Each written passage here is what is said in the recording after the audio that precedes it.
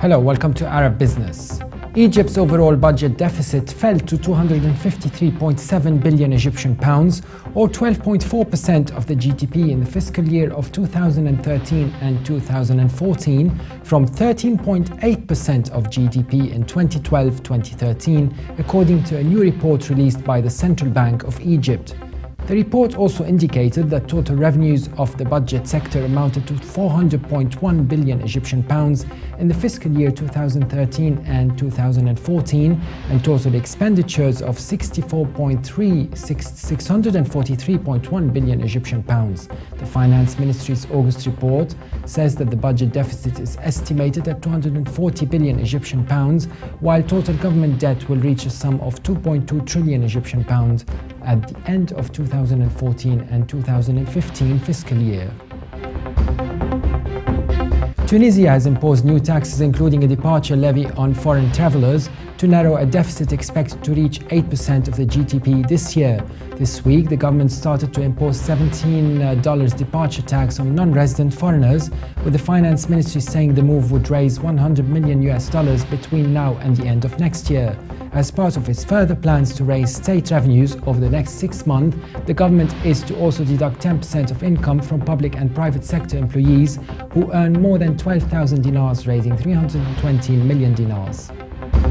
And Saudi Arabia's National Commercial Bank plans to raise 22.5 billion riyals in a flotation this month.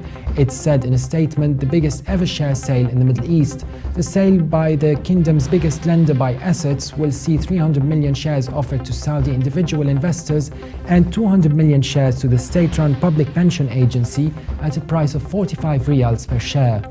Subscription for the initial public offering, the first by a bank in the kingdom since 2008, will be open between October 19th and November 2nd. Foreign investors will be able to buy NCB's shares once the IPO is completed.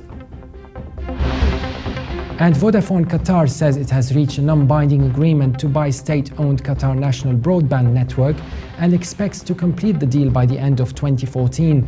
Vodafone Qatar, the country's #2 mobile operator by subscribers, will buy 100% of Qatar National Broadband Network, comprising 21 million shares at a par value of 10 Qatar riyals per share.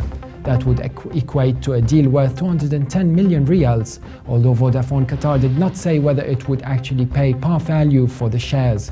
Qatar National Broadband Network began rolling out a fiber network across all of Qatar in 2012 and expects to complete construction within 3 years. And finally, British Petroleum says it has awarded 2 drilling contracts worth $730 million for the development of its Oman's Khazan tight gas project. It says it has awarded work worth more than $400 million to KCE Dutag for the construction and operation of 5 land rigs from Kazan, and a $330 million contract to Oman's Abraj Energy Service for the supply of 3 drilling rigs for the full field development.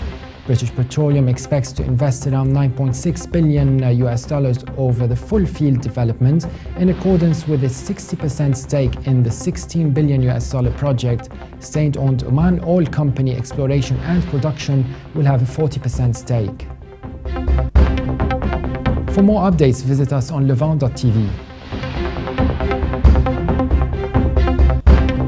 And that was it for today. We will be back tomorrow with some more from the business world in the Middle East.